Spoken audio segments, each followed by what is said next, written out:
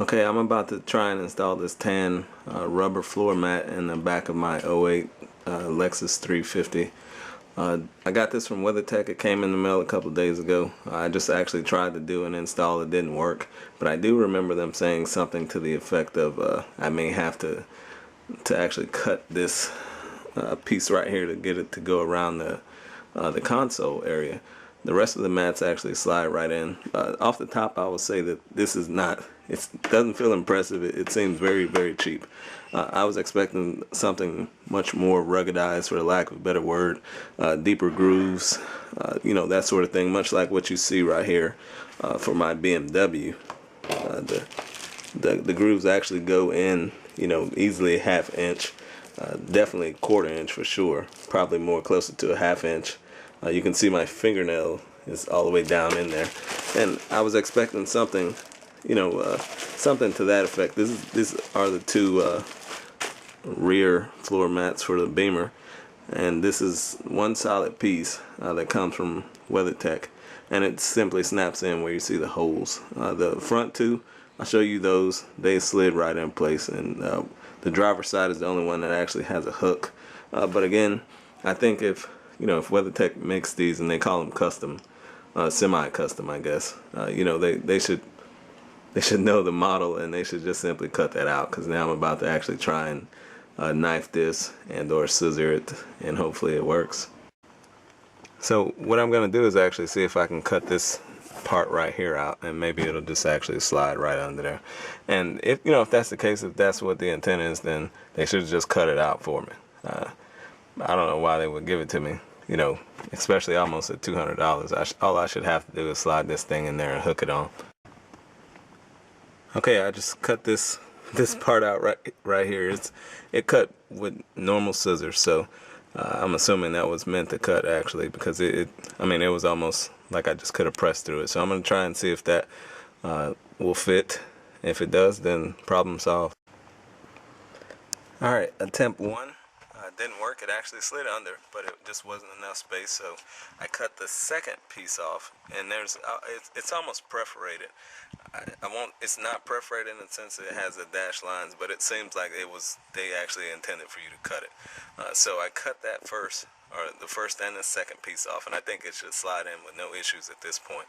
My only concern is if this part is still exposed, and if there's water from snow and or rain, it's just gonna slide off into the floor at that point, and then it's no better than the factory mats at that point. But I do see this, if you will, that line there, so I'm assuming if it does push in, then that'll be the reserve.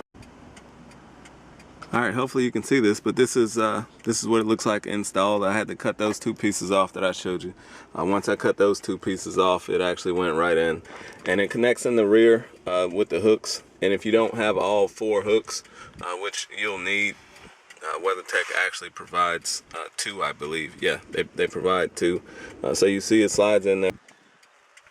So the rear piece, you can see it has a fairly decent high sidewall, but it probably won't be that easy to actually just lift and empty this out like the front 2 mats are.